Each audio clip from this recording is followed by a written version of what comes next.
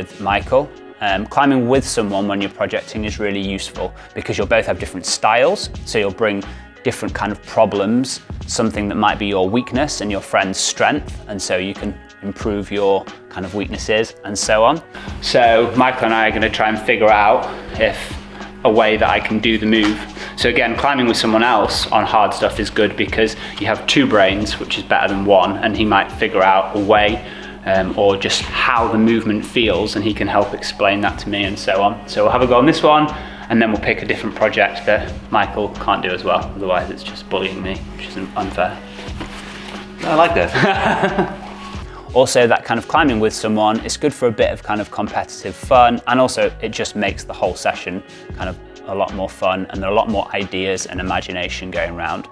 So when you're projecting, it's important, because the intensity is going to be high, it's important to have quite long rests, okay? If you're not resting for long enough, then you're going to not be able to kind of exert your maximum force and do your hardest moves, okay? So we're not going to be working that kind of appropriate intensity, which is what we're trying to do. A projecting session can take a few forms. You might have a particular project you're trying outside, or that you want to go and try on a trip. And so you might have set either a replica or set moves that are similar. So I want to work my shoulders, so we're really focusing on kind of Gaston moves or wide moves, okay? Or it could just be that you really want to work on general weaknesses that you have, okay?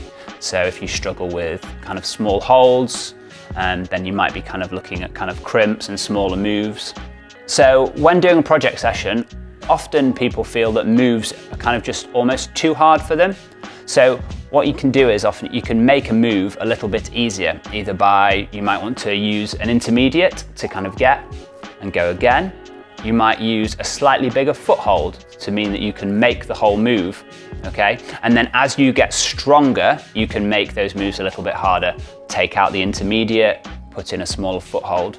Another way is that you could potentially add weight to yourself, but have a bit of an easier move, and then once you get stronger by practicing it with weight, you can take the weight off and that move will kind of feel easier. But you're always learning those movements. Again, when you're projecting, it's important to think about, am I just trying to do individual moves? And once you've done those moves, how am I trying to put little links together of the climb? So I just want to do the last two moves together, or I want to do the first three moves together. And then you're starting to think about red pointing. So going from the bottom, how much rest you're having, whether you're brushing the holds, chalking up your hands, the conditions, and so on. For me, brushing the holds while projecting is really important. Mostly because it gives me some resting time. So just be really relaxed with brushing the holds, because it's good for your, like for the grip strength, easier. It gives you a little bit of a break.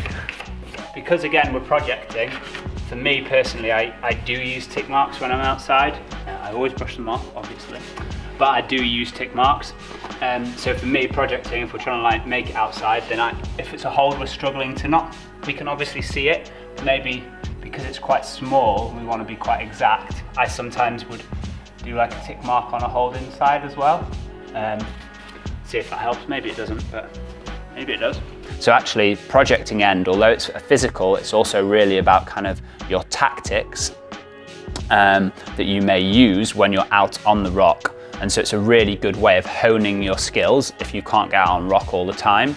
It's a really good way to execute those climbs so that when you are outdoors, you have those skills. You can go from working a problem to doing links on a problem and to executing, all in kind of one session or in as few sessions as possible.